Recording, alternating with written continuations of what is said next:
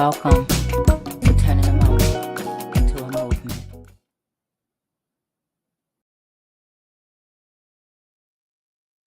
Hello. Hello. Welcome, everyone. Happy Hey there. holidays and everything else. Yeah, I'll be everything. politically correct. How you guys doing this evening? Wonderful. That's good. Trische, how are you?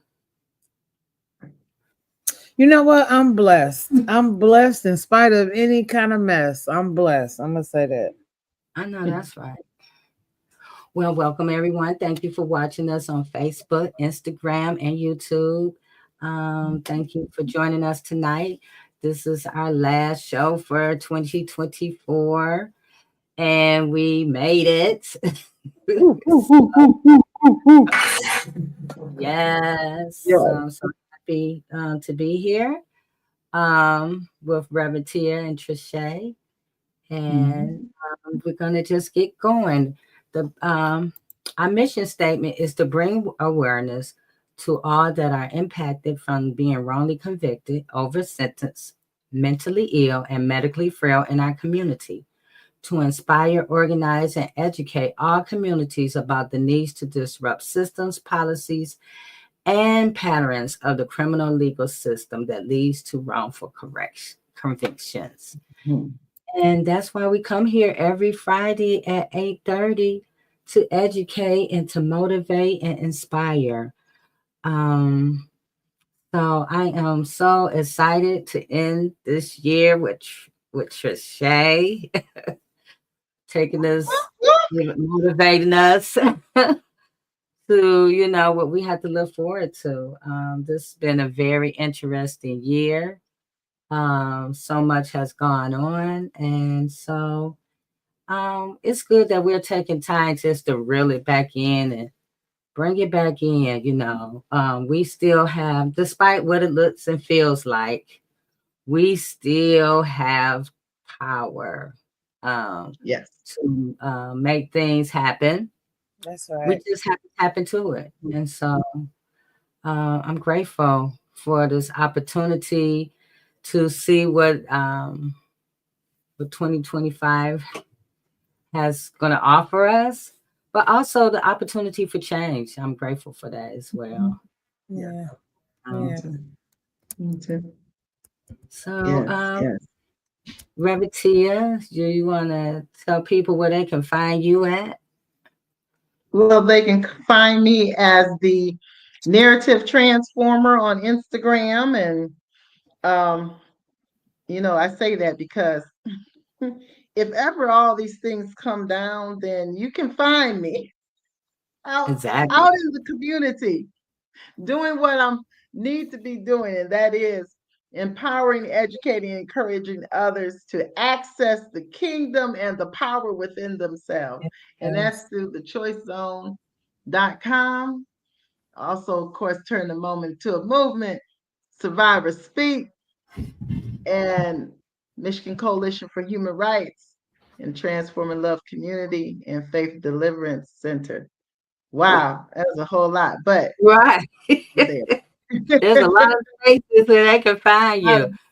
You said something real key, and I want to bring that in, is that for people who are watching us on Facebook and other platforms, or who also listen to us as well on podcast platforms, subscribe to our YouTube page. Subscribe there, because we don't know how long we're going to be on Facebook. This week they've been hitting me hard. I just ain't spoke on it, but I've been getting hit on videos and stuff that we do for turning a moment into a movement. So I'm just, saying to everyone, if you're listening or watching, subscribe to our YouTube page, turning a moment into a movement on YouTube. And so you can stay connected to us just in case we have to leave, because they're hitting hard with these videos and stuff. So anyway, now welcome Trisha. We're gonna leave it to you. All right. Ain't gonna leave it to me. We gonna leave it to us. Oh, um, but thank you so much, Jay, just for the continuation of sharing this platform week after week. Um, when a couple months ago or a month ago, you said 150 shows, that's something to really be reckoned with. And so just thank you for your continued fight and just showing up even in the midst of everything that you go through, that you don't even speak about, that you go through. And you just keep moving. So I'm into my sis, Reverend Tia. Oh my goodness, thank you. I'm so excited. I don't know if everybody knows, but both J Love and Reverend Tia are new board members with Survivor Speak. And so we are so grateful to have their hands at the plow going into this next year. But I guess that's what we're here to talk about, right? That's right. It's been so much calamity, so much just doom and gloom, just so much spirit of desperation. Folks out buying water and stacking up on tissue. And I had to tell my mom, I said, you're gonna have 10 years of water this go round. In Y2K, I was in church like this, seeing if the lights don't go out, right? Because there's always this doom and gloom that comes forward. But yet still here we sit, right? 20 some years after Y2K, and we all right, y'all. But that's what we're here to talk about. Where do we go from here? It's no secret with this past election. I don't even want to say the word, the E word. With this past election, there was a lot of back and forth, people wanting to have folks vote for one person or the other based on what they think is right. And I mean, it was just confusion. And I'm sure those folks that are listening and watching know that 100 days before the election, we got a new candidate. Well, I don't, did I say we? Because I am neither Democrat or Republican. The Democrats got a new candidate. Mm-hmm. Now, first of all, she had a little drop of black in her, so I know she needed way more than 100 days to condition a community to accept a woman of color as the president. However, people went boots to the ground telling us why we should vote for this individual. And needless to say, we all seen that this individual did not win. After that, oh my gosh, y'all, let's talk about that. What did we see after the election? Doom and gloom. Yeah. Disappointment, sadness. People was just distraught. Yeah. That's it. They was distraught and broken. Yeah. I felt sorry for people. Yeah. I did, because I think it was, like you said, Trisha, it's kind of late in the game. Yeah. And for us, we don't maneuver that quick. Yeah. Right. We got to buy into it. Yeah. We got to really buy into it. And so I think because a lot of people couldn't buy into it, they were already disappointed and already broken from all the stuff that's been going on, period. Yeah. I think they just bought into, I'm just going to stay home. Yeah. And so a lot of people did stay home. Yeah. That's just my opinion. Yeah. That's what it felt like. Yeah. Reverend Tia? Yeah, and the other thing was I noticed that there's short-term memory on what had transpired, how it had transpired. And for some reason people are acting just totally brand new about, like, how did we get here? Like, help us fight. I'm hearing now, help us fight against Project 2025. Well, that fight was November 5th. That's when that was supposed to happen. That was November. And so now we are here. And so where do we go from here now? That was, we had an opportunity. We had a window of opportunity. And because of all of the other narratives that people are so used to and accustomed to saying, we could not come together because of all of these narratives that were false. A lot of them were false narratives. They weren't even true. Just another little inkling to get you to say, "Oh, but what about this? Oh no, I can't vote for her now because." And what about that? Well, whatever your that was, whatever your this was, whatever your reason behind it, we are here. Right. We're looking at government shutdowns. We're looking at changes in policy and procedures that we have never seen before. Yeah. And we have to now have a new way of maneuvering. Yeah. So this is going to be an exciting conversation because that's where we are. Yeah. And now people, if you don't know what you stand for and for who you are, people aren't playing with you no more. Yeah. I don't care what your name is. I don't care who voted you in. Truth is the truth. And whatever is a lie is going to be called out. Yeah. And those of you who are wolves in sheep's clothing, we're going to start calling you out. Yeah. We're finished with it now. Well, that's where I'm going from here. Come on, Trische, because I'm excited because we got to pull together. Yep. I think when you were talking, all I was hearing was "off with your head." No, not literally, but nobody's playing, right? Is what she's trying to articulate. I think we're beyond that, and when I think about where we're at right now, right, and I think a lot of times we wind up in these positions because we're not clear where we've been.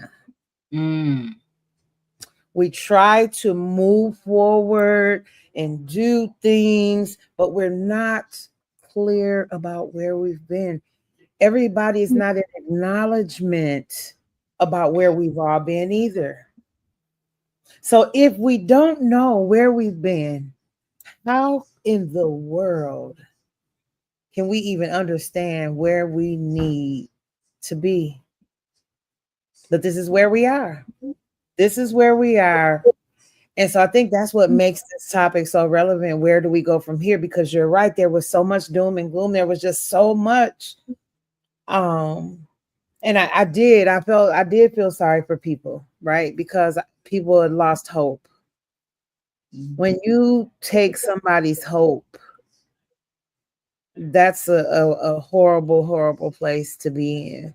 So, I have my jokes and stuff, but I really am compassionate for people who are hurting in this moment, but I think that's why this conversation is important, because we have to focus ourselves more now than we have ever been. And so I want us to talk a little bit about what are some of the concerns that you all are seeing that you think moving forward, right? Like, I know you said, Reverend Tia, Project 2025. They got drones floating around in the sky. We are seeing ricochets of fire in the clouds as if there are alien encounters that are coming. I mean, there are so many things going on, but what would you say are some of the most pressing concerns that we're facing right now as a people? Well, I think that one major concern, I was talking with my daughter today, and that is education. Mm. I think education is going to be a huge concern, especially as they rework the educational system or work its way out so that there is no longer public education. I think that's one of the major concerns that we need to be concerned about.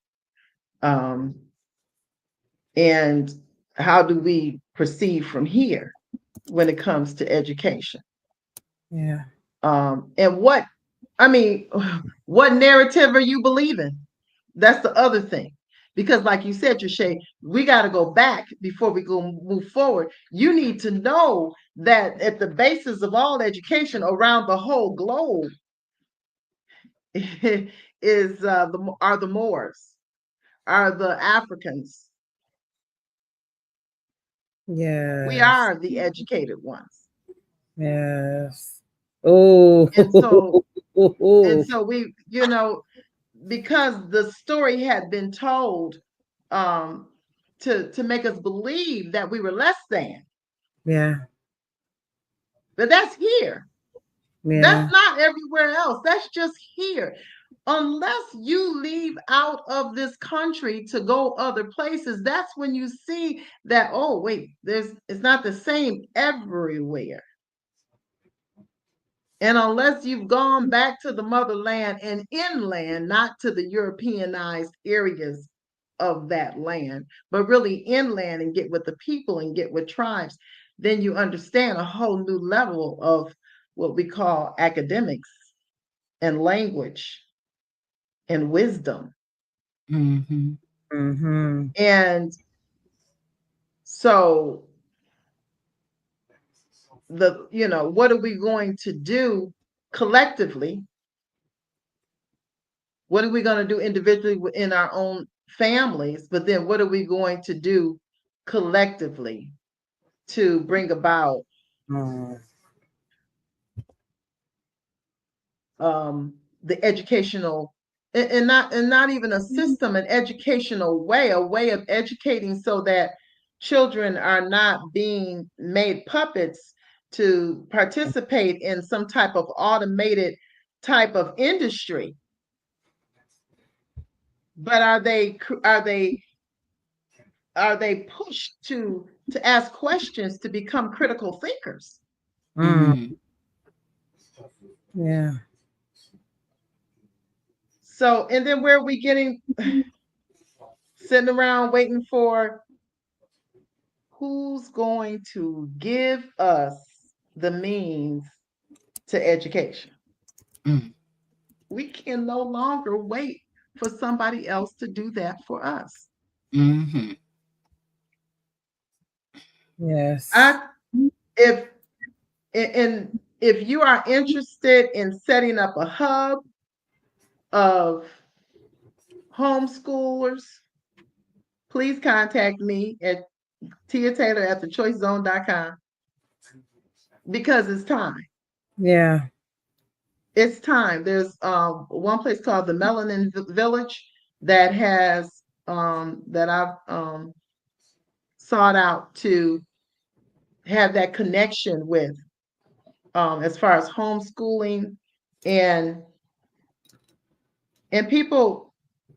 If you're interested in educating or at least guiding those children, let 4 or 5 children come to you, and parents who pay for Montessori, pay that person to keep your child safe and guide them along while they're in a homeschool program, but so that they can facilitate that.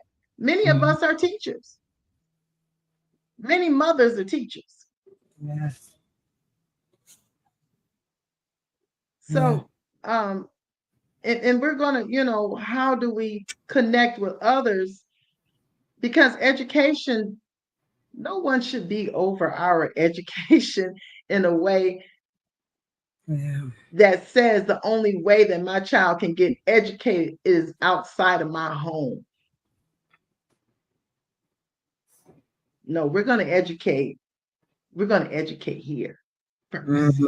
Mm-hmm. And you got to realize, and this is the last thing, and I want to say this because a lot of times people don't understand when other people come over here from other countries. Yes, they go to our schools. Yes, they learn our language. But at the end of the day, as soon as they get back home, they are in their culture. They are speaking their language. They Right. are learning that system. Yeah. They are learning that system. They are learning their culture. Yeah. And I get it. I get it that we have a history of where people horrifically took away culture and language and heritage from a people. But once you have the information to get it back, go after it. Go after it with all your might. Mm-hmm. Yeah. I think that's a part of the problem, though, is that a lot of our households are not educated. Not that people haven't gone to school or don't have their diplomas and things of that nature, but meaning that we don't know who we are. Our culture has been erased to a certain extent. It's controlled. And so if we're gonna take it back, Reverend T, I think you said it best. We must educate ourselves. Jay, what are some of the concerns you think are most pressing right now? So I saw something today, and I was like, wow, I didn't know this. So, they've been talking about student loan debt, right? And so when you Mm-hmm. think about student loan debt, I and I can be guilty of this too. You always think of the younger people, that owe student loans, and they're getting out here in the world but I saw a video and they were all older people. And this Mm-hmm. one lady said she borrowed $60,000 and she owes 260,000. And I was just like blown away. And she was saying, like, I can't retire because they're going to garnish my pension.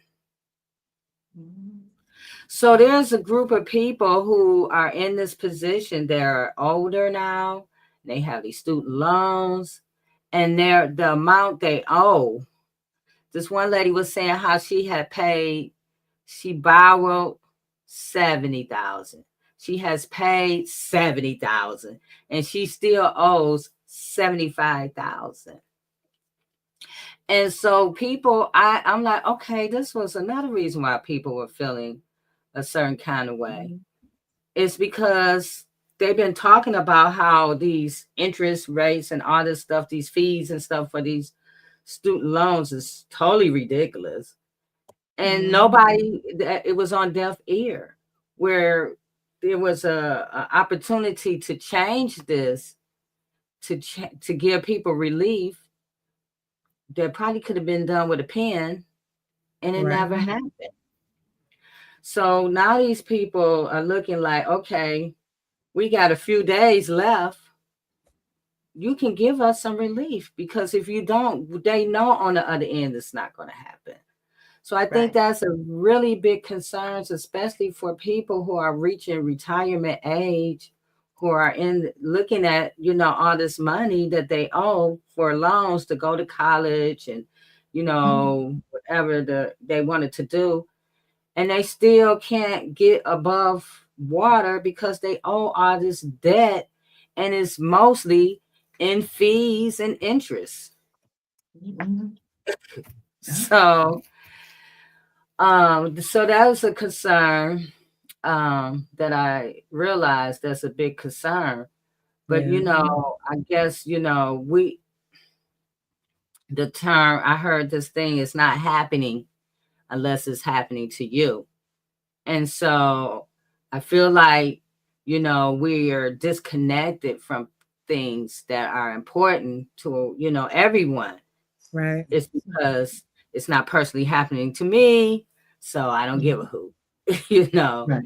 Right. And so that's a big deal. We have to be more concerned because it could be you. At any time, it could be you. It might not be student loan, but it might be credit cards or it might be whatever, mortgage or whatever that you got going on can just balloon out crazy, And so I think that's a big concern. I think people are concerned about that. And when they was talking about the economy and stuff like that, I think that's what people were talking about.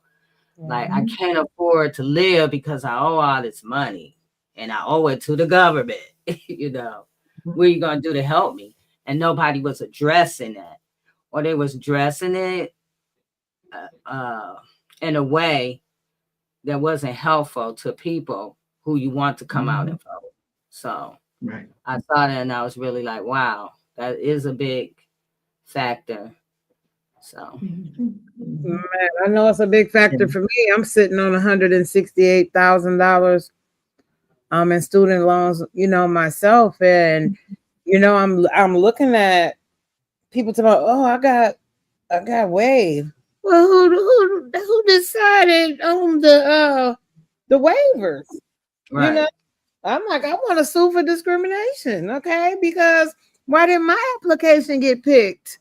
To get the $30,000 credit. I put my stuff in just like everybody else. I think whether it's student loans or the economy in general, that is something that was really, really huge. And people, just thinking that the economy is going to tank and, you know, just again, so much desperation. Jay, you said something. No, you said we're disconnected.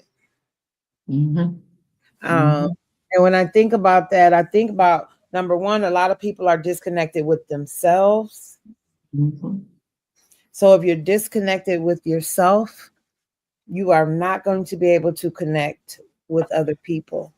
Exactly. So if we lack compassion and empathy for ourselves, we won't be able to have it for anybody else. And I think that's like a bigger issue than all of those other issues, right? Because at the root of anything and the core of anything should be love, right? Exactly. It should be compassion, Right. it should be empathy, it should be, and we lack that as a human race. We lack that as a people. And I thought about this. I was talking about this on Leslie McGraw's show the other day. I said the thought process of the collective is divided. I think for me, that is one of our biggest issues, is that we can't agree on nothing. Mm-hmm. We cannot agree on anything. And if one person says something, it would be like, well, yeah, but because like you don't even disagree with people. You just want to be disagreeable. And I see Mm-hmm. a whole bunch of that. That people know doggone well some of the things that we're talking about are real and they're true, but they don't want to acknowledge what it really is. Politicians and media are distracting people using fear to keep people from uniting over issues. And that's where I wish I had a gavel. Pop, pop, pop. Yes, Amelia. Yeah. But hold on, I'm gonna make a gavel. Right. Because That's we right. have from before we even ever got here, this dates even back to slavery. Yeah. Mm-hmm. Where even before slavery, I'm telling you, this system of racism is so unreal. It's not even real because there is just one race, just one. But they have us down here distracted, and fighting. And partly it's real because the construct was put in place. So when those systems were put in place and pressed against the head of Black folks, of course we got to fight against racism. But you know, the funny part that I think people don't understand, and this is another problem, is that they don't care about us unless we have money. Newsflash. For everybody that thought you were in this better position because of your race, unless you have money, they don't care about you either. So why are we divided? It makes absolutely no sense. And how can we get back to focusing on what we can agree about? I think about the scripture that says, how can two walk together except they agree? Yeah, that's it. We always want to talk about our differences. What makes us different? But can we focus on what we agree about? Can we start there? I don't know. When I think about the collective, I'm wondering how is it that we can bring ourselves into a unified mission of injustice across the board? I can be mad about what happens over here. I can be mad about what happens over there. I don't have to pick. Now, I do believe that some things need to be prioritized, wouldn't you say? Yeah. I'm not going to talk about what some of those things are because we don't want to make nobody mad tonight. But what I will say is what's going on right here in the United States of America should be prioritized greatly. But how do we do it, Jay? How do we do it, Reverend Tia? How do we bring the thought process of the collective, that one band, one sound? How do we do it? Can we even do it? Do you think it's possible? Well, I think first, the revolution that you see first starts in the mind. You have to change your thoughts, to change your actions, to change everything. It starts with you. So if you're not open to change, then nothing nobody else will do or can do will facilitate your change. It first starts with you. So you have to say, I'm tired, or you have to say, let me open my mind. It's up to you. It's an individual thing. Okay. So once you say, hey, I need something different. Because I think, what is that saying? Doing the same things over and over again is the definition of insanity. Yeah. So we did the same thing for how long?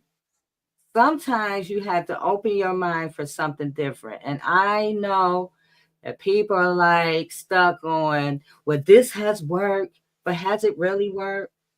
Has these things that we have depend on really worked?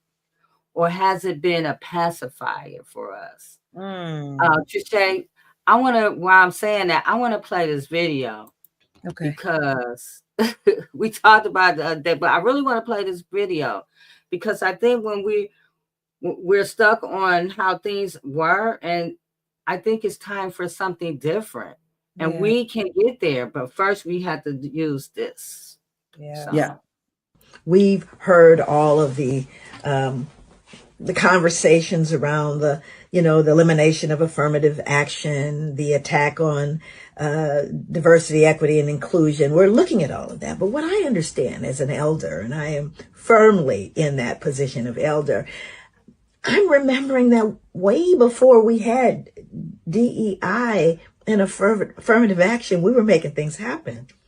We were building community and family. And we were making our way. And I believe now in 2024, we don't have the time or the energy to wait for someone else to come in and educate us and to teach us and to grow us. This is something that is upon us all. And I am asking everyone out there, are you thinking about replacing yourself? You good? Okay. So Love it. I saw, and I keep up with her because she has so much research when it comes to the trauma that people have experienced culturally. And it just makes me think, Jay, when we really think about it, we don't know how to heal.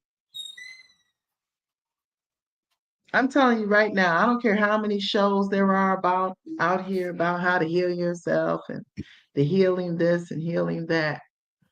I'm just gonna say it. We suck at it. And sometimes people can say, well, Reverend Tia, speak for yourself. I'm speaking as a whole people. I'm looking at citizens. I'm looking at citizens. When you think about the last, 5, 6 years, trauma upon trauma upon trauma upon trauma. Think about it. First, everybody was getting sick, all this sickness going on. People dying suddenly. So not only did we experience sickness, then we experienced grief. Yeah. No one's saying nothing, but the grief continues. Sickness continues. Nobody's saying nothing. We are expected to just get back out there and go at it again. Get back out there and go to work. Pull yourself up by your bootstraps. You don't have none but try. So constantly, this is this is what is given to us all the time. And then let's look at this. Then we have all of those different social media platforms and everything. I mean, some days I can't keep up. I'm so saying I can't. Not only that, some days I refuse to keep up because it's too many. There's a chat over here, a chat over here. Somebody wants information over here. We have information coming to us at such a speed. And we're okay with that. We're okay with that. Look, a friend of mine said we ought to shut down. They didn't say thing, but I'm just saying. Right. At And some not point, and only when I mean shut down, shut yourself mm-hmm. and begin to really look at what's important. Yeah. Because you got a lot of fake stuff going on out here. And one of the other concerns that, we talk about the concerns coming up is going to be the media. When one person can call and have a whole slew of legislators decide to change a vote in a millisecond, they're not for you. Right.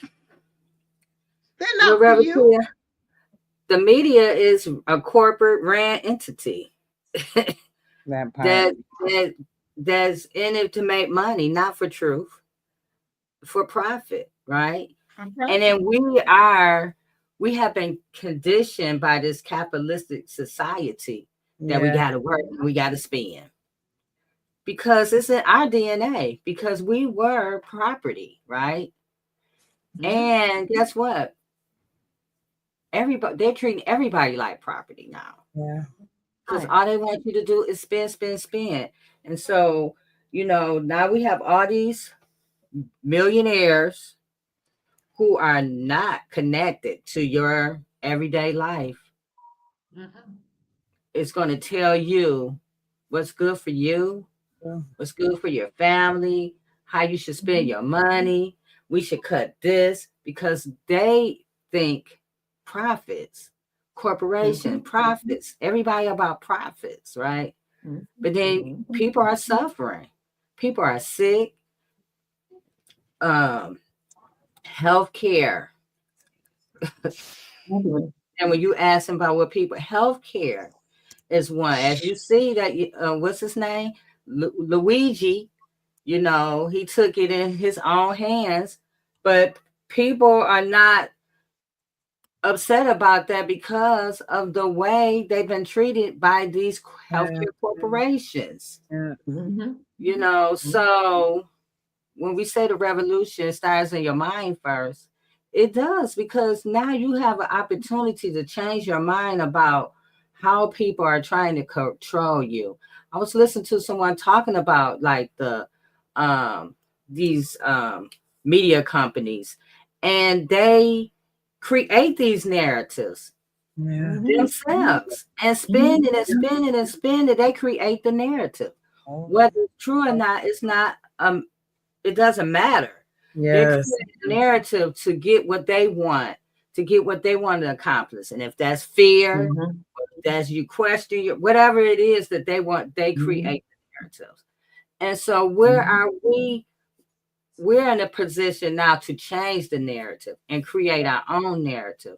And that's what she's, they're talking about the DEI and all of this stuff that we didn't have before, and it kind of made us complacent because we thought we were good because, yes, we have, civil rights, but did we really benefit from it? We didn't really benefit. Somebody else benefited more than us. Yeah. That's a whole nother conversation for another day. But we're in a place now to change these things, but we have to, again, like you said, Tia, to understand who we are, remember who you are, connect with your history. So your history would take you further. So you don't know where, you don't have to go back. You can press forward. But go ahead, Trisha. You said so much there. Let me go back. You said education, right? Education can be across the board. It can be school, educating our homes, educating ourselves, education. Jay, we talked about student loans, and just how people cannot live. There is a lady here in Ypsilanti, and I'm not sure, and I know as of 2 years ago, she was in her 80s and she was working at Arby's. She couldn't pay for her medicine. She couldn't pay for her student loans. Still working at 80-something years old. We talked about being disconnected from ourselves and each other. We talked about the economy. We talked about profit over people. We also talked about healthcare. Something that you said that was extremely important, Jay, is that in the video, we had so much power before some of these acts of symbolism were created. It's almost like the acts of symbolism. So you say that's a whole nother conversation, but no, that's this conversation, right? Because why?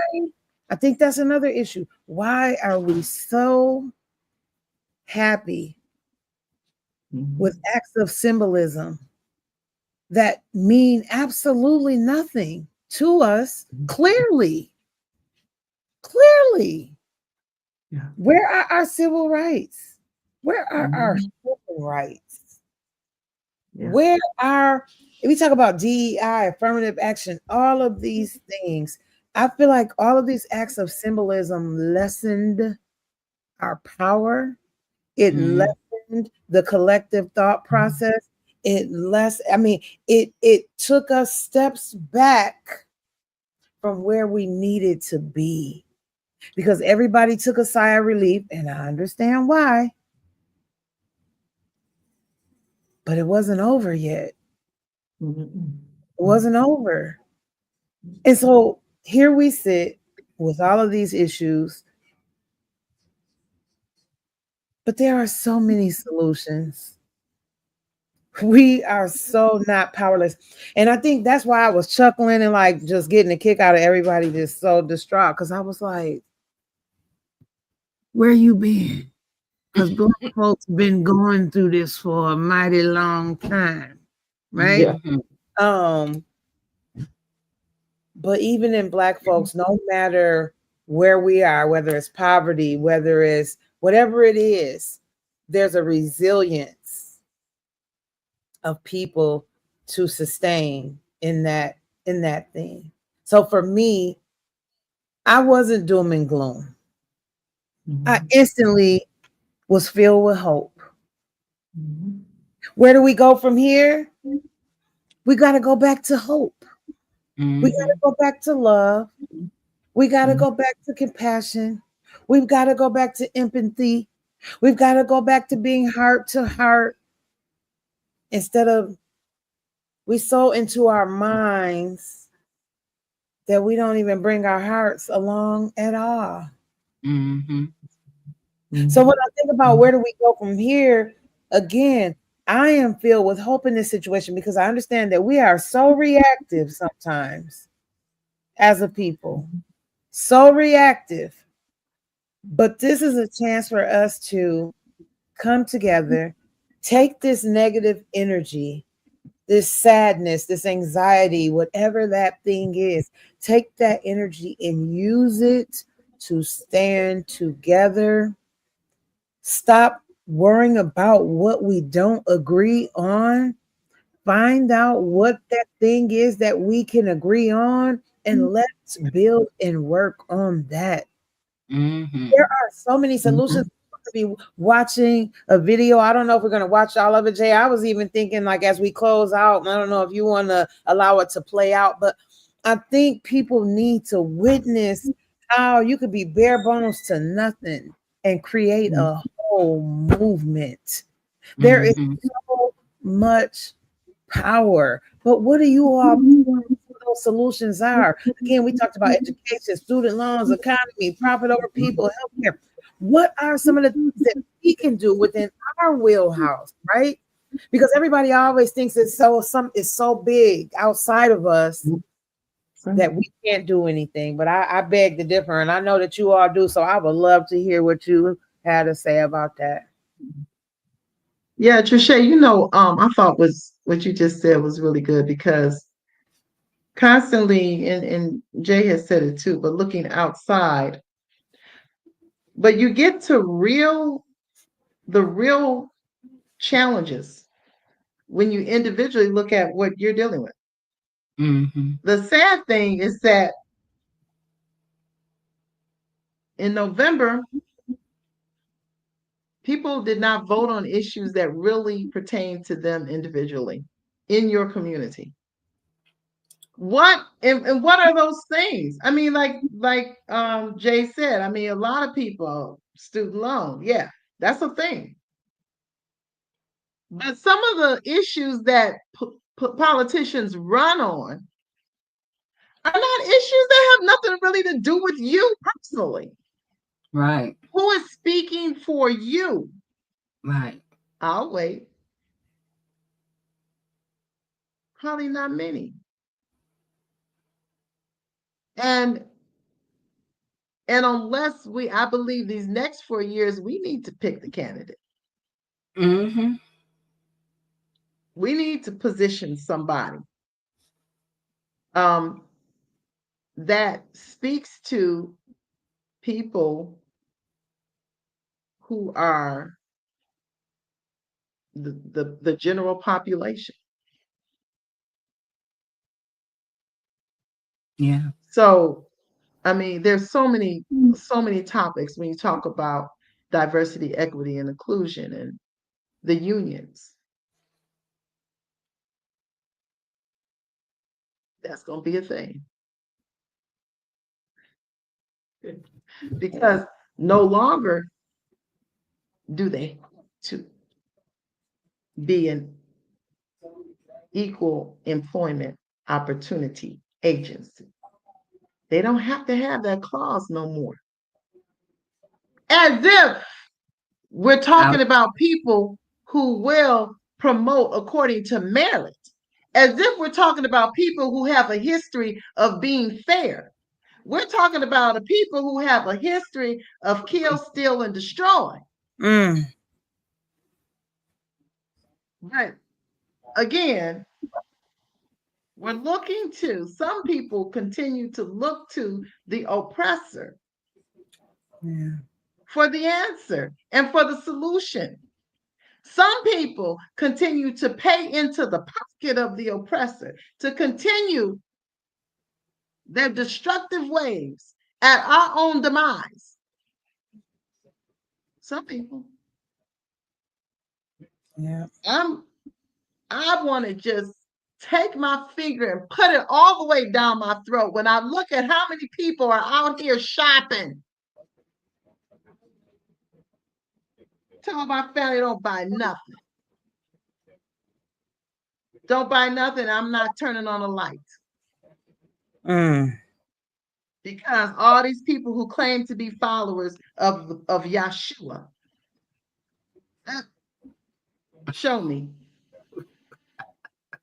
Show me. I don't care what tree you put up. I don't care where you go shop.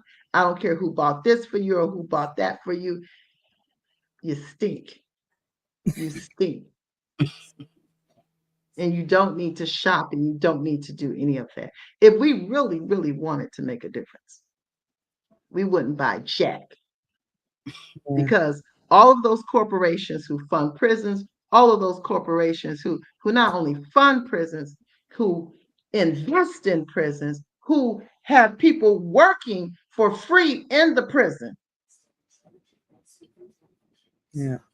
All of them, their voices did not speak for you. Their dollars did not go for the things in your community, but you're going to go out and buy their stuff and continue Woo. their wealth. Shopping at your own demise. Yep. That's I have to say this though. We have really been conditioned. That's what makes it sad because it's not like we're just doing that because just to do it. Like people have needs, they go to the store. You wake up in the morning, you don't have gas, you're going to go to the gas station. You know, like these things are things that are needed, right? And so I think what has to happen is us going back to the solution of us. You know, Yeah. I think about when they did the bus boycott, they carpooled. They carpooled, and what happened? Like they really was about to tank the buses back then, right? Because who, go figure. You want me to sit into the a back of a bus when really our money is the one keeping the bus going. Clearly. Yeah. So Mhm. it is understanding our power. I'm not saying that we should go back to segregation, but what I do know is that when we were segregated, that was some of our most empowered times as a people because we had to figure it out. Oh, okay, you don't want us to shop at your store? We'll build our own store. Oh, you don't want us to, and so I think that if we understand our power, find the solutions to where our money can go outside of some of these places that are killing us, literally. But that again, because we have been conditioned, is going to take boots on the ground knowledge. I think about, and I'm going back to this movie, I can't wait till we turn it on, but I think about when I became aware of this video. I was invited to speak at WCC, and we were talking about some of our boots on the ground efforts, and I just sat there and cried because in watching it, that's what this mother and his daughter did, just straight up boots on the ground, raw grassroots effort to bring information on voting and resources to their community. Yep. Did they get everybody? No. But did they make a difference? Yes, they did. Did they get people out to vote who never voted before? Yes, they did. Did they bring resources to people in the middle of COVID? Yes, they did. And you could tell that what they were doing was effective because their house even got firebombed. See, you're not, if you making everybody happy, you can trust and believe you ain't doing the real work. Now, I'm just sorry to tell you that. News flash, But if you're not offending people, if you're not rustling feathers, if you're not causing people to think, if you're not causing people to be uncomfortable, I need you to go back to the drawing board with the work. Because that's a part of the solution too. We got to drop the magical Negro approach. We can't not talk about that tonight now. We can't not talk about that tonight. How we will lie and manipulate our Caucasian siblings just so we can get what we want as the individual and turn around and screw over the collective. See, when you love somebody for real, you tell them the truth. Even if they don't want to hear it, even if they don't like it. And we have to stop doing that. But I want to say to us as a people, we know why some of y'all doing that. Because it yields you more power. It gets you more money. So what you wind up doing is putting the necks of the collective on the chopping block for your selfish self. And then turn around and want to throw us some scraps. And so what we saying right now, part of the solution is the days of the scraps are over. We don't want your scraps. We see you sitting in these positions of power, making decisions for us without us. So now we're rising up to let everybody know that, hey, we ain't trying to silence your voice, but we just letting everybody know you don't speak for us. You can say what you want to say, but you don't speak for us. We got to learn how to rise up as a collective and speak for ourselves. Yes. That's right. That's right. Yeah. So much, I look at too, the health, Trische, is another topic when you look at healthcare and the changes that are already starting to happen in healthcare. Changes that have already started with general populations and the doctors saying refusing to see people who have certain insurances. Certain companies have discontinued with certain doctors, or certain insurances are no longer in their network. Like case in point, I have a brother who's scheduled his knee replacement because he knew that the changes were getting ready to occur. And what's up? What's up with that? Y'all got to know what did it say? What did they say as an administration, what they were going to do when it comes to insurances? How about those of you who, somebody said not too long ago, told me, Miss T, you got to get you a job. Make sure you got insurance. Make sure the company got insurance for you. Yeah, some of them do. However, the the goal of this incoming administration is to make it so what corporations don't have to give you insurance. Yeah. And guess what? You don't even have to be salaried. Why? Because United States is a corporation itself. That part. But ain't nobody talking about that. Right. It's a corporation. It's a corporation. That's how come, y'all check it out. That's how come Disney didn't have to follow any of the laws up under the United States. Because in Disney is still under Great Britain. Oh, y'all didn't know. That's okay. It's okay. Y'all didn't know. Yeah. So it's like being an ambassador. If I'm an ambassador and I come somewhere, I'm not privy to your, whatever you all got going over there, that's fine, but I'm still under where I'm from. Diplomatic immunity. Hey, there we go again. That immunity. Everybody don't accept the Moors, though. Everybody except the Moors because the Moors are private citizen. They're not citizens of this country. But guess who are the Moors? Hmm. I was trying to find it, y'all. I was trying to find it, but then I lost it and I didn't save it. I got to go back and research I got to research the whole thing because I've got to find it. But when they first came over, they categorized the Moors. Who was a part of the Moors? You Blackfoot. Yeah. You Cherokee. It's on the CDC site. I just got to see where it's at. And hopefully they didn't take it down already. But the Moors, if you look at the history of who were the Moors, y'all looking at her. You're looking at all three of us. When you know who you are, if you know your heritage is a Moor, come on, y'all. Start walking a little different, talking a little different. Know who you are. I used to date this little No. raggedy guy. He was a Moor, right? He's like, "You a Moor?" I'm like, "Ain't no more than this and that and this and that." And it wasn't until I started doing the research and the stuff that was going on with the Grady L's, and I said, "Oh my God, what if as a people we all came together and made them honor our birthright?" That right there within itself would change the game for us all the way. Because now we become tax exempt like everybody else.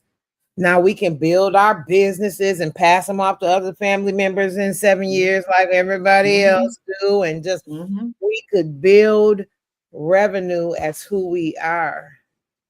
And I think that's another solution is we've got to get back to knowing who we are.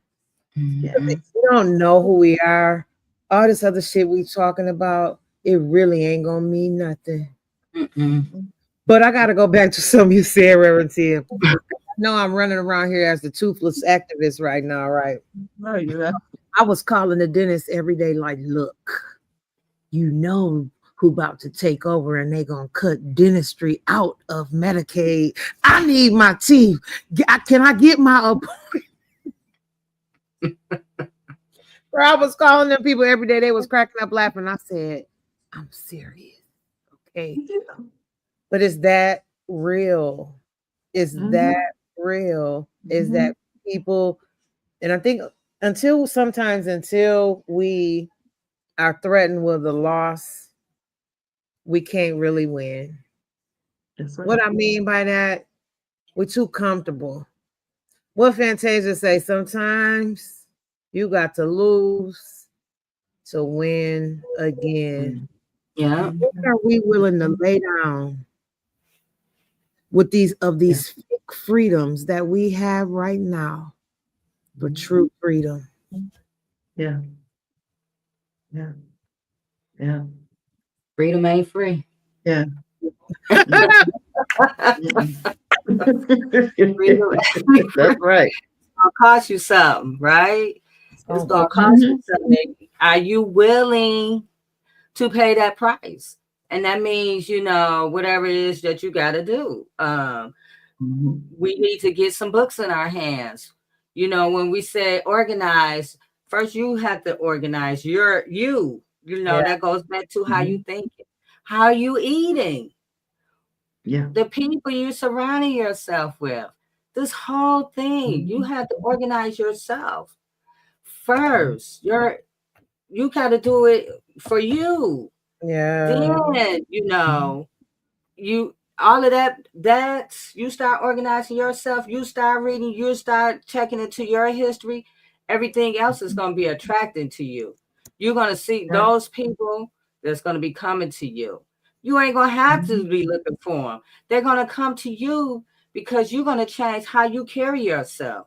People are going to see it, but it first starts with you and understanding that you have power.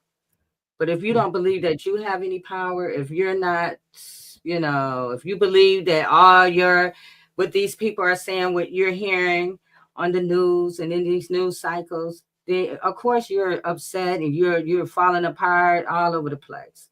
Yes, those people, those Republicans or whatever they got going on right now, they're scared, and so they doing whatever. A phone call can shake them up, but you can stop buying them Teslas. You can stop buying those Teslas. Ugly Tesla. You got power. You know what I'm saying? You can stop buying and going to Home Depot. You know, you can start going to Menard or something else. You can change how you operate.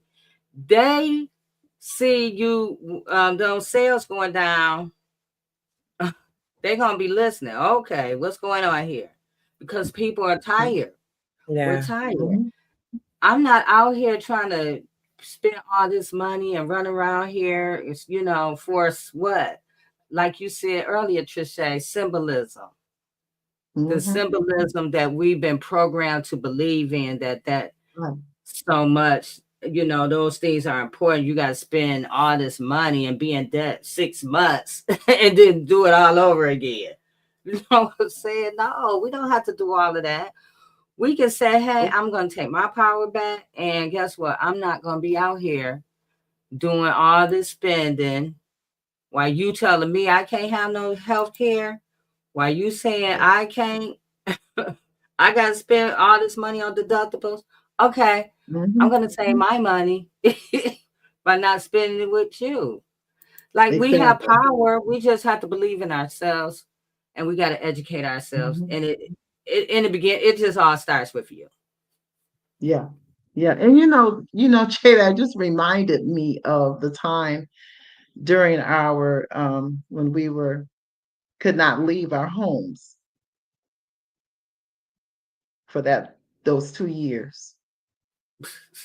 And the gas at the same time, I'm I'm I'm sweating thinking about it. At the same time, the gas prices went up sky high. Anybody else remember that? Because am I the only one who's thinking about this stuff? It was like $5 and some change just for 1 gallon of gas, right? And during the whole time of the sickness that people were going through and the deaths that people had experienced, when you looked at the end of the year, each year that was going on, when you looked at the end of the year, who gained, who had profit at the end of the year? How many businesses closed? How many of those small little coffee shops and places that you used to frequent just closed up? Were no longer. Companies just closed down. And at the end of the year was two industries that had record profit. And I know I couldn't have been the only one upset about it. It was the pharmaceutical industry and the gas industry, oil. Mm-hmm. While we sat home and ordered, had record sales coming through Amazon. We are addicted. We are addicted to shopping. We're addicted to things. We're addicted to comparison. We have an addiction in America. Yeah, that's how we deal with our trauma and our stress, right? Yes. We shop, we drink, we shop, or we, whatever stimulates us, how we deal with Yeah. it. Mhm. But in that same token, just like you said, Reverend T, some people became millionaires during COVID. Yeah. Some people, they started making masks. They created a lane of things that wasn't going on and became millionaires. Didn't go back to the corporate job or didn't go back to that That's job and right. became millionaires. So, How we look at it. right, it's how you look at it. You could look at it as doom and gloom. What is that? The glass half empty or the glass half full? That's Half cool. full. Yeah. Mhm. It's up to Yeah. you. You can create your own lane Yeah. just Yeah. by fulfilling a need. It was so many things going on, and people say, "Hey, I have a sewing machine right here. I could do something Mm-hmm. Pacific." Because Yeah. at one time we Mm-hmm. couldn't get a mask, right? People were, Nope. well, they hid the mask or whatever they did with the mask. It was mask, but anyway, people created businesses. Just like where was the Great Depression happened, a Mm-hmm. lot of people, even in the Great Depression, became millionaires. Even when slavery ended, some of the slaves went and became rich. They did things, created things, were great creators, and Mm-hmm. became millionaires during that time. They will probably be billionaires now. Yeah. So like you said, it just depends on how you look at it. Are you going to look at it as doom Mm-hmm. and gloom, or are you going to say no? We have a system, a justice Mm-hmm. system that is totally corrupt, right? We know it. We come here every Friday because of it, right? Mm-hmm. The corruption and all the stuff that is, right? Some people are saying, hey, it's never going to change. Well, if you keep saying it's never going to change, it's not going to change. But what are you doing to saying, hey, I want something that's fair. I want something that's better. I want something that is not keeping my people in slavery. Because, we Mm-hmm. talking about slavery like it was back then. Slavery is going on right now. So, I want something that's gonna, when these people come home, they can integrate into society and become humans and better humans. Mm-hmm. I want to treat people as human and not as a slave that's working for 17 cents an hour, and give them these long sentences. Because who gets the long sentences? We do, right? We get the extra long sentences for the same things other people get, not, it's just unbalanced, right? Mm-hmm. So, Yeah. but we can change these things because guess what? We keep voting for the same people. That part. Mm-hmm. We talking about voting, but if we're not voting for the right people, that's looking for out for us, that's standing up for us, Mm-hmm. that's going to be there for us, then we still creating the same patterns that's keeping us in the same cycles. Mm-hmm. Yeah, Mm-hmm. that's it right Yeah. there. You said Yeah. something, Jay, about no, Reverend Tia said we're addicted. Mm-hmm. We're addicted to oppression. That's what we're addicted to. Oh yeah. We Mm-hmm. are addicted to oppression. It's almost like if a foot ain't in our neck, we don't know what to do about it. We'll create something to get the foot in our neck instead of standing up against oppression. You talked Mm-hmm. about COVID. It's so funny because during COVID, it's like God just kicked me to the front of the line, right? Like, no, go. And I'm like, what you talking about? But in that, I found more of my lane, which was to serve, boots on the Yeah. ground, be Yeah. in the trenches with the people. And that's what we Mm-hmm. did all through COVID, still to this day, right now. Yeah. If you Mm-hmm. catch me and I ain't in the trenches, you need to ask me what's wrong. What the hell wrong with you? Right? We was Because, protesting in COVID. huh? We was out protesting during COVID. During COVID, Mm-hmm. protesting, and Mm-hmm. still to this day, I'll pull up if we need to. You know, Mm-hmm. I know we probably coming to it in here. It's almost 10 o'clock, but I just want to say this, right? Like, Reverend Tia, you talked about how we don't have no bootstraps, and we don't, right? Not collectively. Um, but we still got to pick ourselves up. Mm-hmm. We still got to pick Mm-hmm. ourselves up. You know, I look at all the ways of why we are like we are, and a lot of people try to blame us. Our fault is that we're staying there, right? That's our Yeah. fault. But how we got there, that's not our fault. Mm-hmm. Right. I don't care how we got there. We can't Yeah. stay there. We got to move forward, and we got to do it together. We got to be honest though with ourselves. We got to be honest with ourselves about where we are individually, before we can come into a space and be honest with the collective. And then once we admit where we are, then fix it. Change is that easy. You see the problem and you fix it. Now the process isn't always easy, right? But if we take ownership and realize that we are more powerful than we think, we can change things. And that's what we're going to see in this video. It is called Metcalf Park Black Vote Rising. And it's just about the determination of two women to change the trajectory of their neighborhood.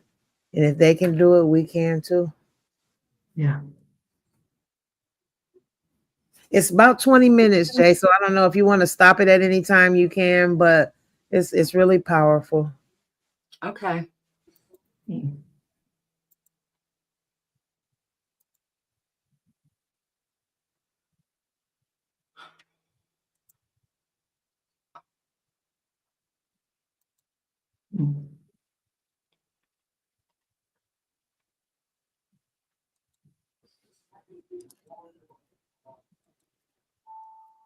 I think you got to hit play, Jay. I'm trying. That's what I'm doing. Okay. You're like, duh, what you think I'm over here doing? Hold on, you guys. I gotta reboot back up.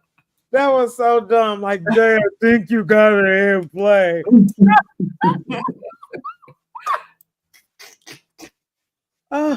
Oh my gosh.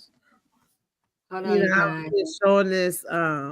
We've been showing this movie. Like when we do our voting and more workshops, we show this movie, right? Too, because what we're trying to do is get everybody to realize how grassroots power can really change a community. You know what I mean? Like we don't have to bow down to the oppressor. We don't have to lick boots.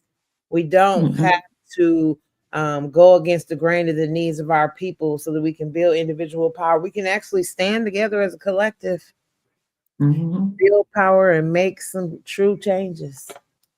That's right. That's right. Election, everyone knew Wisconsin would be a key swing state. You registered to vote? Yeah. Did you do your absentee ballot? These women wanted to make sure their community voted. Black communities have always had to fight for the right to vote, but I never seen nothing like this in my life. After all their hard work, they worried, would people show up? Guess who's already with her ballot? Metcalf Park, Black Vote Rising on Local USA.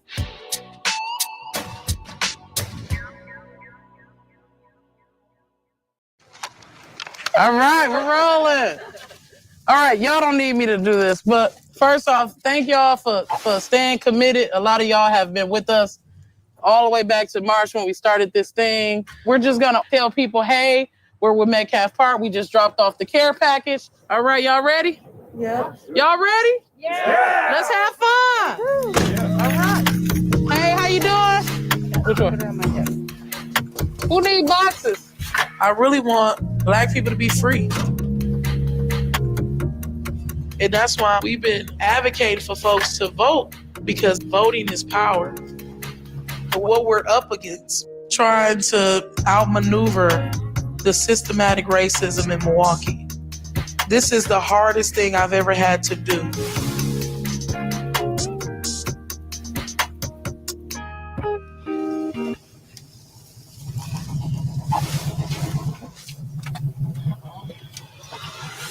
Hey, how you doing?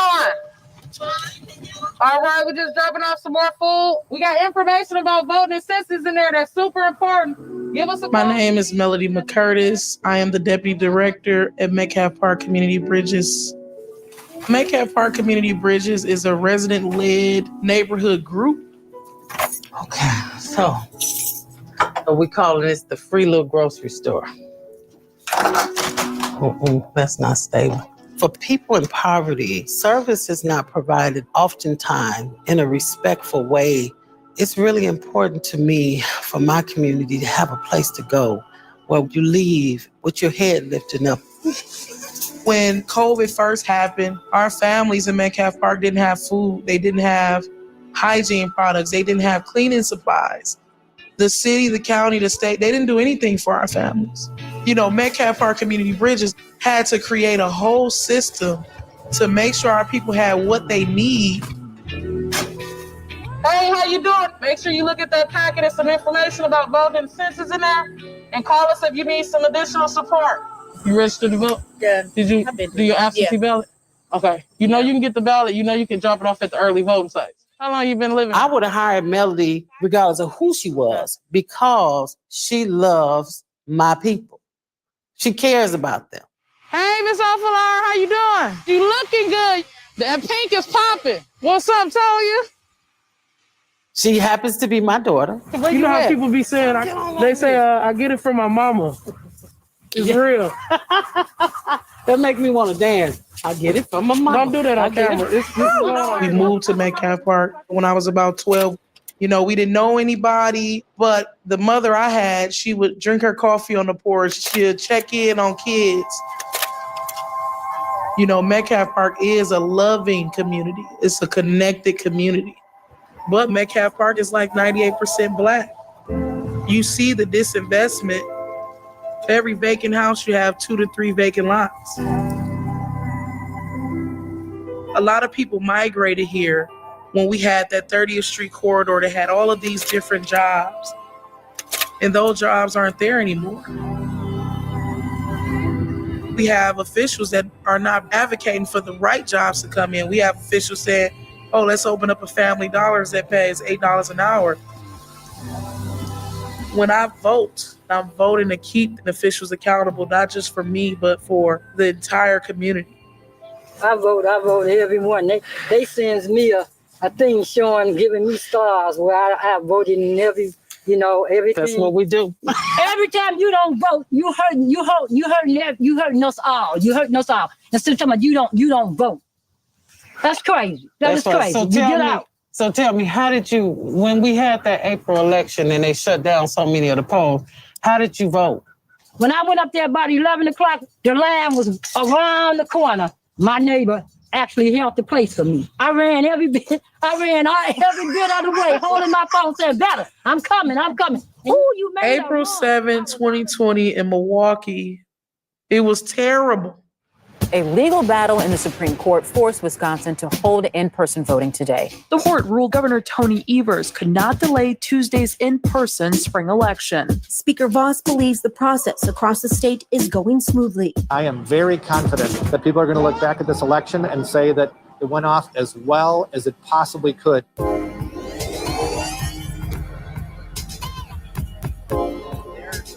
I remember requesting my absentee ballot on March 23rd. My ballot never came. COVID was spiking. The line was so long. It took up the whole block. Everybody don't have on a mask. People were not 6 feet apart.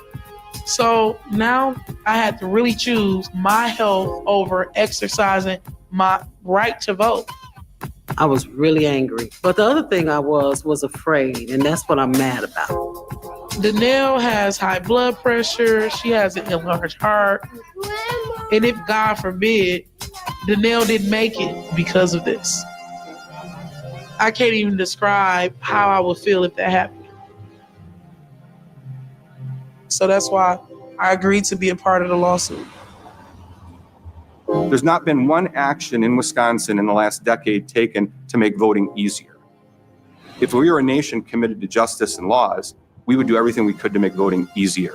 And in pandemic, we should be doing everything we could to make it safer.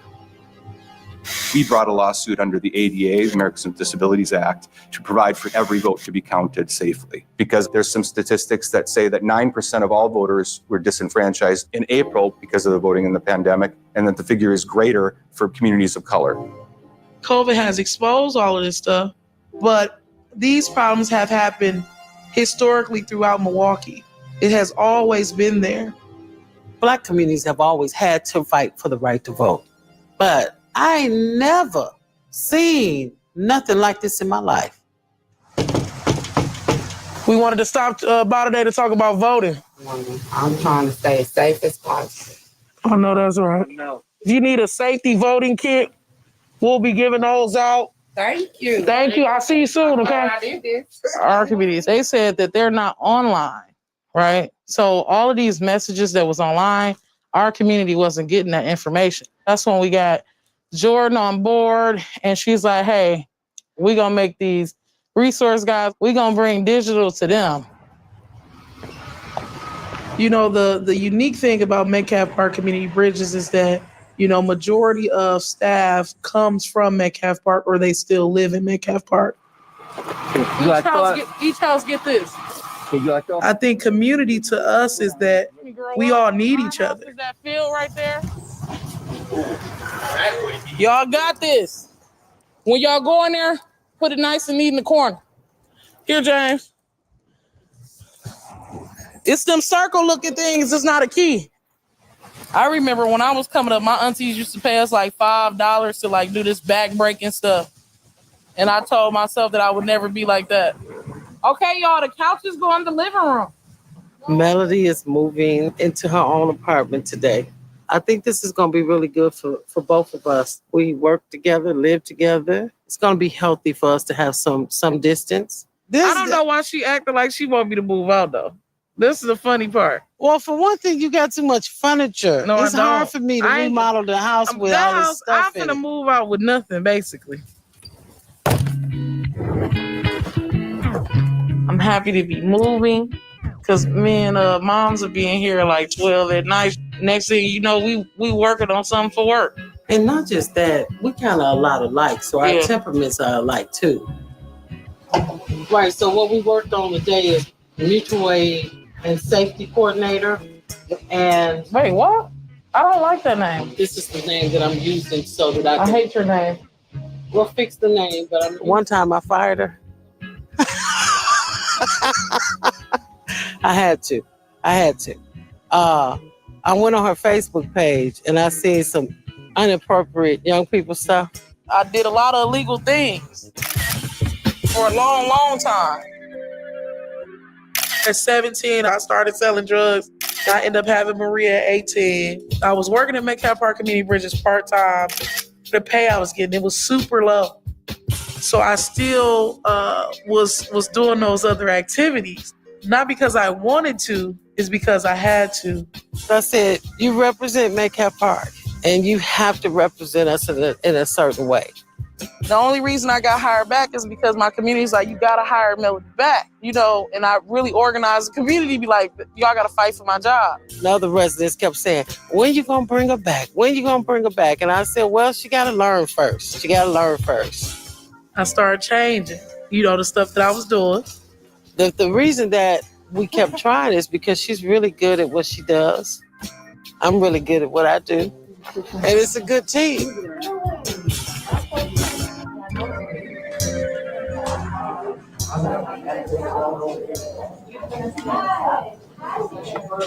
What really informs my work is that I don't lose sight of where I come from. All of these different challenges of poverty and systematic racism, I know firsthand. All right, you need to register? I'm already registered. I need to update my address. Then you have to re-register. Okay. Are you a citizen of the United States? Yeah. Are you serving any kind of sentence for a felony? No. I moved 2 blocks away. I'm in the same district. I tried to register to vote online. They asked me, did I have an ID? No, I don't have an updated ID with my new address. Just have to do one more thing to check your address. There's so many different obstacles that you got to go through to vote. Having a voter ID, navigating folks on how to find their voting location. Disinformation for felons, right? I mean, we're talking about gerrymandering. People in the Black community, we are able to rest. Hurry up, y'all want cereal? Underlay. I'm never gonna do school. Why don't y'all like online school? He fall asleep during class. It's horrible. I hate it too. But we gotta do it. Right now, I'm really failing balancing this work, being a mom, and this virtual school. I haven't figured it out. Rudy, you said he spilled water. Which one he spilled water in? I don't know. Rudy, I think you broke this computer last night. Got it. Okay. It's hard to know that you're failing your kids. But then again, our schools close with no plans for parents. It's just unrealistic. Get off my couch. Come on. You want to fight? Come on. You know I know karate, Riddick. So corny.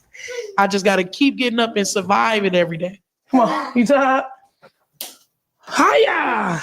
All right. Guess who's already with her ballot? Going to the box today. How do you feel about the ballot box?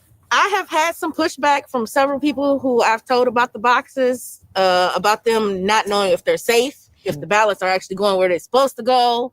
Do you trust the voting system? To a point. I don't trust it because of the way the system is being processed right now and the way that they got the scandals going in and everything. It just one thing after another. It looked like it's so much confusion. Is that this Trump talking about they throwing away the things, and so that's the reason I'm gonna go in person if I can walk. I'm gonna go. Black folks is real skeptical right now. So we got people worried about, they absentee ballots going into that drop-off box because of Trump. All of the things that he's saying, like we're gonna have people there. We're gonna win this election by any means necessary. So our community said, if I put it in there, how do I know people won't go in there and take it out? Thousands of votes are gathered and they come in and they're dumped in a location, and then all of a sudden you lose elections that you think you're going to win. I won't stand for it. They're sending a message that they don't want certain votes to be cast. They don't want certain votes to be counted. So we deposed the Republicans to find out what evidence did they have of any type of voter fraud. We asked that question to the head of the Republican Party in the state of Wisconsin. Tell us how there can be fraud. What evidence do you have of fraud in mail-in ballots? And he said none. So it's a lot of misinformation, miseducation, scare tactics that unfortunately with some folks is working. I don't believe in voting. I feel like the higher ups, they gonna pick the president. That's what you feel about it? Yeah. You voted the last time, even though you didn't want to, remember? So why you can't push yourself this time to vote? I just don't really care for it. But you care about us, though. You care about the community, right? Our votes don't count. That's what I feel. Now, you know it's not just the president that's running. On our ballot. Our neighborhood. So I'm going to call you. So you going to vote? Yeah, I might. I might. Okay, so answer my phone call when I call. So I'm going to do another drive-by. Woo. When I went to talk to Destiny, I was really shook up because she was so angry and disillusioned. And so that affected me on a personal level. To COVID because we wasn't. But the work to change the outcomes for people in our community, it's gonna take some sacrifice and some suffering. This is the house. Yeah, this is my house. This was our house in Metcalf Park. Yeah. If you look right here, you can still see the start of the steps. When I moved in, the first thing I started doing was planting flowers in the yard. And so right up in here, all of this was flowers, all the way up. I want to see if the tree is still here that I planted. We have been doing a block cleanup. Now, I don't know if it was because we were cleaning up with the police, but after we went to bed, somebody threw a cocktail bomb through the window. When I heard this bang, I kind of froze. My son said, "Mama, we got to get out of here." And I said, wait. And he said, "We got to get out of here." We went to the front and watched the house burn down. I'm out there, and I remember one of my neighbors saying, "You can't leave." People brought me furniture, food. I'll never forget the community coming out like that. A couple of days later, I went back on the block and I just stood in the middle of the street hollering, saying I'm not going nowhere.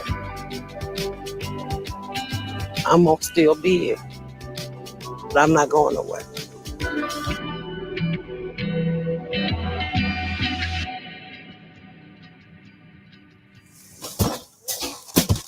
Yesterday, Wisconsin reported its largest one-day increase in new cases. What are these? Safety voting kits. There have been record high hospitalizations in the Midwest. Cases are surging, one of the biggest surges in the country. Record-setting right now. amount of coronavirus. We got an election in less than a month. COVID isn't going away. It's getting bigger and bigger and bolder and bolder. But we don't give up. Now is y'all time. This is your country. Don't forget it. This country belongs to you. We're here to vote. They tried to not send me my ballot in the mail, but I'm still here voting. They had us waiting in lines in the cold, but still we vote. Oh, yeah. Yeah, they trying to kill us with the COVID, but still we vote. Who vote? Who vote? We voted early. Yeah, we voted early. Yeah, we voted early. Yeah, we voted early. We've worked so hard for our community to be able to participate in something so important. But I'm concerned, truthfully, about after the election. I'm concerned about violence.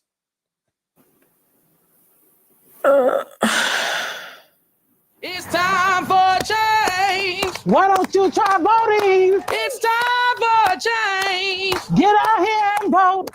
Time for change. Why don't you try voting? The Wisconsin Elections Commission reporting a smooth election day across the state, crediting all of the preparations that went into this day. Initially, it looked like the state was in the column for President Trump, but then Milwaukee, those votes started to come in and it started to push things ahead for Biden. Close to 3.3 million total votes. votes cast in 2020 is the most ever in Wisconsin. The Wisconsin Elections Commission won't start getting official results until next week.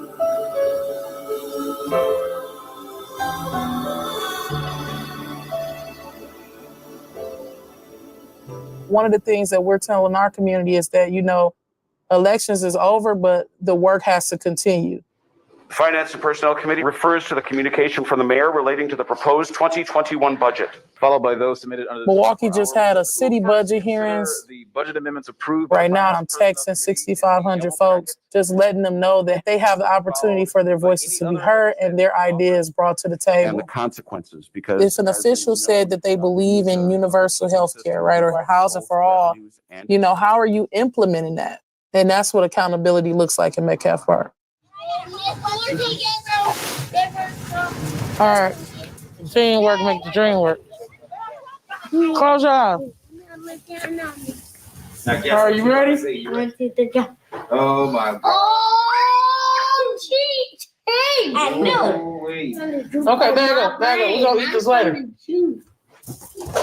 This year has been brutal, professionally and personally. So I actually forgot that Maria's birthday was today. I didn't forget about her birthday. I just thought that her birthday was next week. I am beyond exhausted. Good afternoon, everyone. My name is LaQuandra Shaw. And Hey, I'm doing like 4 things at once. Don't mind me. I haven't read your email yet. Most of us think of home. We think of a place where families can commune, laugh, and Come on, Maria. Revitalization. Because it is the first place. Melody is so much like me, I can't stand it.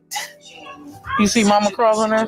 You see her on there? I always felt like I was the strong one, had to be the strong one. I see that in my daughter.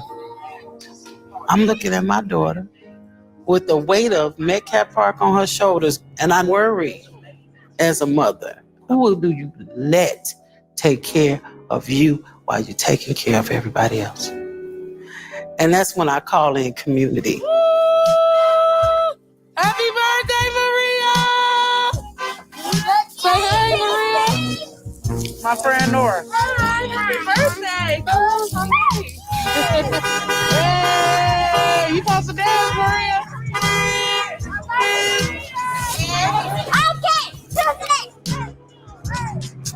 I mean, I feel accomplished. I feel like I really accomplished some mother stuff, which is really hard to do in 2020. Happy birthday, dear Maria. So I'm gonna toast to that. I'm gonna toast to that. All right. Are you happy? Mm-hmm. All right.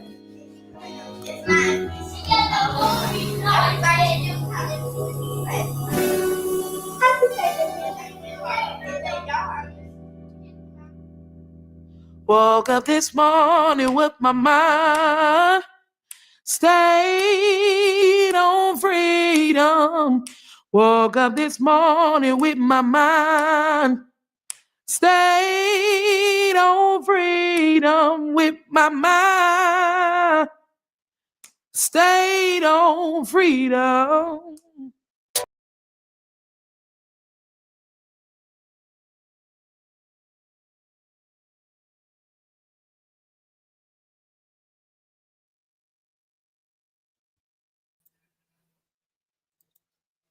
Wow. That was really good. That was good. Mm-hmm. Man, and she really shows the boots on the ground. Yeah. Mm-hmm. And I gotta say, Trische definitely is boots on the ground, because during the pandemic, not only did we protest and demonstrate, but she also was bringing by cleaning supplies for people who couldn't get out. Yeah. And food and things, and I was one of those recipients. So I just have to say, give a shout out for that. Because I sure needed some Clorox. I needed some bleach. That was so inspirational, how they just galvanized their community and went and talked to everyone. So door to door, boots on the ground, heart to heart. I mean, even in explaining to the young lady, like, hey, look, it's not just the president we're voting for here. We got this local election going on as well. Like, but unless you have those conversations with people, to overcome those objections with people, to hear where they're coming from. People always ask me, well, what do you say when people say, tell you why they don't vote? I say, I lean into that.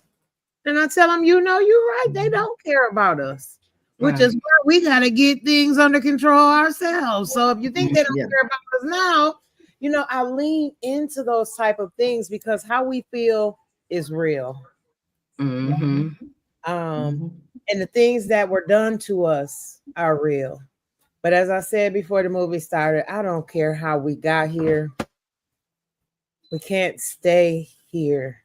Not here. Wherever we go, we got to move there together. Yeah. Yeah. Well, that was awesome. Thank you, Trische. That was really awesome. I hope people take this conversation that we had tonight and use it as a catalyst, as a way to have conversations with your people, with your family during this holiday season. As you gather together, have the important conversations about how we're going to move forward. I think that we'll find the things that will bring us together as we become, work as community and not as individuals. And we can get things done. I believe it. I believe that these, although it may be challenging during these next 4 years, I just have hope for what we have to look forward to that could make us better. Yeah. Yeah. Me too, Jay. Me too. So I want to bring on, as we leave, I want us to remember Crystal as well. Keep her in your prayers. I talked to her this week, and she was telling me how cold it was in there.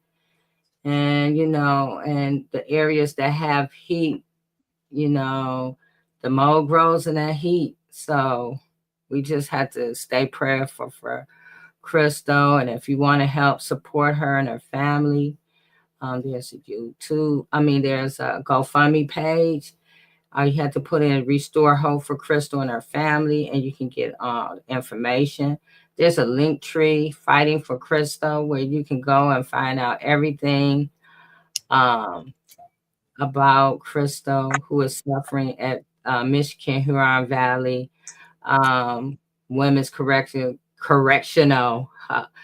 Facility from the toxic mold that's inside.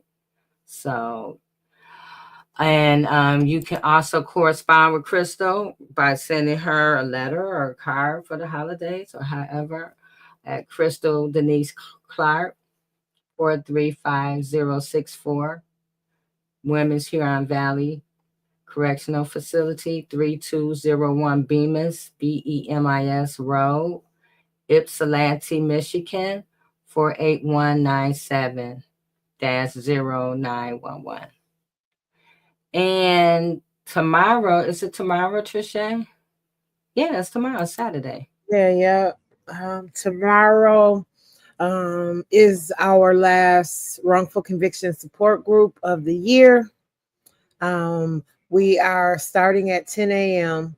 and we were going to pause both meetings until the next year, but we understand these are hard times for a lot of folks, and we just want to continue to provide this space so that we can come together and be heart to heart and support one another through the hard times. So we will be on tomorrow morning at 10 a.m. You can hit the link there or inbox myself or Jay, and we can get you the link for tomorrow. Normally our wrongful conviction task force meetings follow at 1 p.m.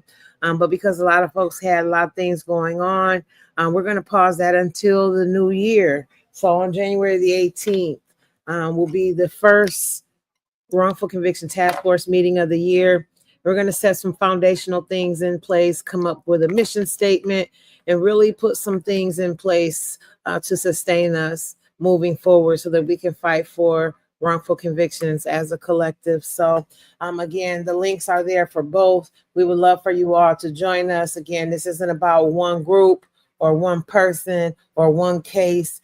This is about the collective that suffers due to wrongful convictions. So we ask that everybody would join us in these meetings. Again, they're the third Saturday of every month. And I'm so excited about this one. Oh my goodness. I was cracking up because I jumped on to announce it with my sister and she was so dry. I just deleted the video, but I am so excited about the Juneteenth celebration weekend. We are coming together to celebrate, but we like to call it an educational celebration because we are uplifting wrongful convictions. We are uplifting community mobilization and empowerment. We are also uplifting our hair, Black hair. Sometimes when we wear our hair, it's considered a bad thing, right? To the point of the Crown Act had to be a law that was put in place so that people could wear their natural texture as Black folks. So we're going to take a look at all of that in Juneteenth, but have a good time. Our Saturday headliner is Lady Sunshine in the X Band. You miss a treat if you miss them. And on Sunday, Grammy Award winning gospel artist Fred Hammond. I'm so excited because just growing up, just listening to Commission, listening to Fred Hammond and the songs of worship and just the songs that I know got me through. So to be able to have him here for this moment of worship, it's so much going on in the city of Ypsilanti, houselessness, overdoses, our youth are just having hardships. And we just want to just come together and love on one another and just bring forth a spirit of worship collectively, so that we can center ourselves spiritually as we move forward in this fight. So if you want to vendor and showcase your business, we would love to have you as a vendor, we would love to host your business as a sponsor. So we just want everyone to come out and enjoy themselves and have a good time and be a part in any way that you would like to be a part. So thanks, Jay. Yeah, you're welcome. I'm so excited. Yay. Woo, goodness gracious. I have to thank our sponsors, Lynn, and I'm not sure if it's Doug or Doug, it's Dug, Song, and also Sally Haynes, Print Giants. Is sponsoring as well. Those are just some of our beginning sponsors, and we have some other commitments that are coming in. But I also want to send a shout out to my mom, because my mom and Miss Regina sent a year in donation to Survivor Speak that we were able to put towards this, and my mom gave us a loan so that we could in fact obtain and not lose the opportunity to bring Fred Hammond to Ypsilanti. So shout out to my mom, shout out to everybody that helps to continue to move this work forward, because without the kind sponsors and determination of the organizers, none of this would be possible. And Giovanni Rogers. Giovanni Rogers actually brought this opportunity forward for us and did a lot of work. So shout out to Rogers Entertainment as well. We just looking to have a good time Juneteenth weekend.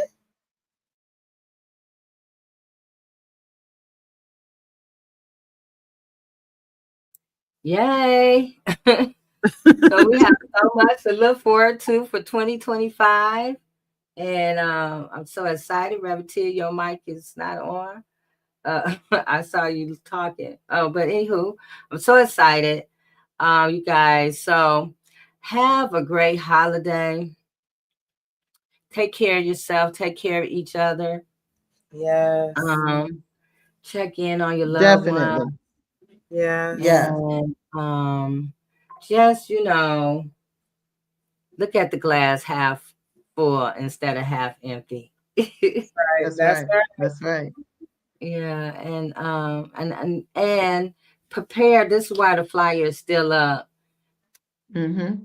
Put this on your calendar, the Juneteenth weekend. Trische, what date is that? It's June the 20th through the 22nd. Friday night, we'll be coming back with a surprise for that night as well. Saturday, we'll have mostly bands, R&B, soul, funk bands. And then on Sunday is just a day of worship. We have a church service. Then we generally have a comedy show, and then we roll in with the gospel concert. So yeah, we are. Love it. Yeah, it's a whole weekend of Oh, activities. weekend. So put June 20th through the 22nd. Just put that on your calendar right now. It's that weekend out.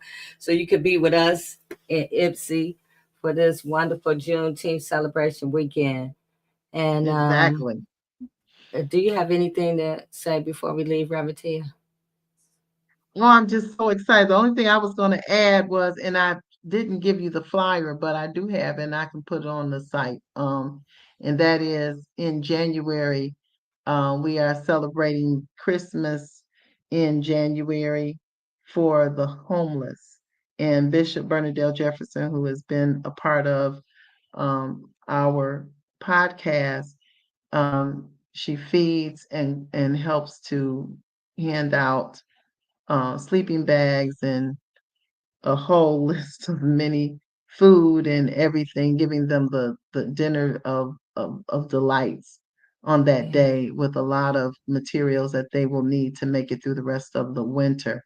And last year we serviced 152 people, and this year we're looking to serve 200. So I will make sure you get the flyer. I'm excited about this event and serving in the community. Thank you. Yeah.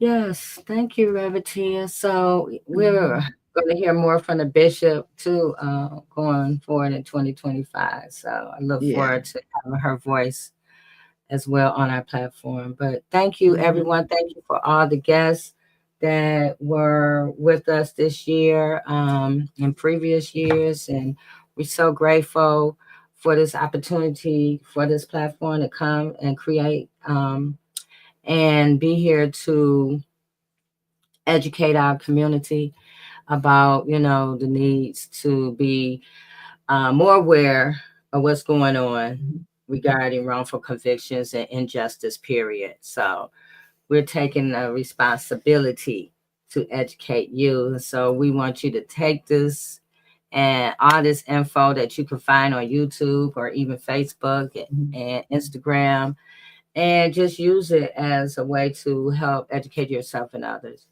So, and with that being said, have a great holiday, and we'll see you in 2025.